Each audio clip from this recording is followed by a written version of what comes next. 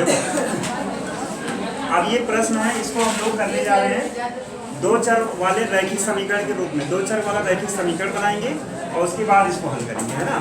तो उसके लिए फिर से देखो, आयत की लंबाई जो है और उसकी चौड़ाई से 5 ज़्यादा है, तो इसमें हम लोग क्या करेंगे, लंबाई और चौड़ाई को अलग अलग चर से मानेंगे। मतलब एक को x मान लेंगे और दूसरे को y। तो यहाँ से मानते हैं, देखो माना, अब चाहे लंबाई पहले मानो चाहे चौड़ाई, कोई फर्क नहीं पड़ेगा। तो माना आयत की लंबाई को मान लेते हैं कितना, x, ये सेंटीमीटर में। और ऐसे ही दूसरा हो जाएगा आयत की चौड़ाई, इसको क्या माना जाए, y सेंटीमीटर। ये बात समझिए, एक आयत है जिसकी लंबाई x मीटर है और चौड़ाई y मीटर। अब इसमें प्रश्नानुसार चला जाएगा। प्रश्नानुसार इसको हिंदी में ये कहते हैं, इंग्लिश में क्या कहेंगे, अकॉर्डिंग टू क्वेश्चन, है ना। अकॉर्डिंग टू क्वेश्चन को हम लोग शॉर्ट में ATQ कहते हैं, है ना। हम यही लिखते हैं वैसे, प्रश्नानुसार की जगह ATQ। अब देखो इसमें क्या होगा, ये क्या मतलब कहा है कि प्रश्नानुसार, प्रश्न में क्या कहा गया उसके अनुसार। तो यहाँ क्या कहा गया है कि आयत की जो लंबाई है चौड़ाई से 5 ज़्यादा है। यहाँ से लिख सकते हैं प्रश्नानुसार जो लंबाई है, लंबाई बराबर है चौड़ाई प्लस 5।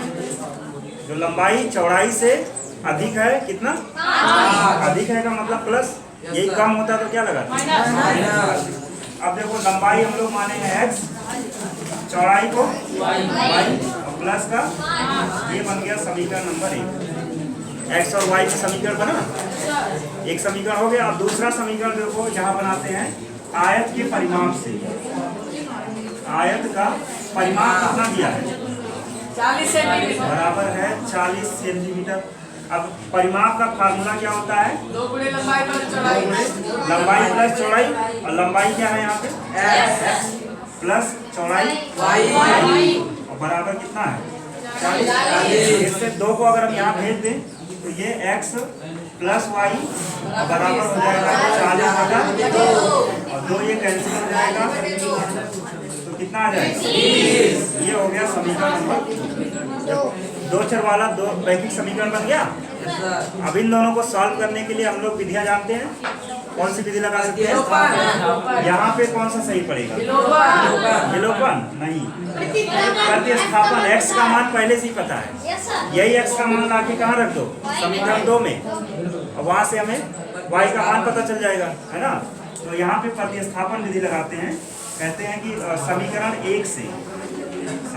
1 से x का मान कहाँ रखेंगे, समीकरण 2 में। तो 2 देखो यहाँ पे है, x की जगह पे क्या रखना है, y प्लस, इस x की जगह पे y प्लस 5 ही तो रखोगे, और यहाँ पे प्लस का y बराबर 20।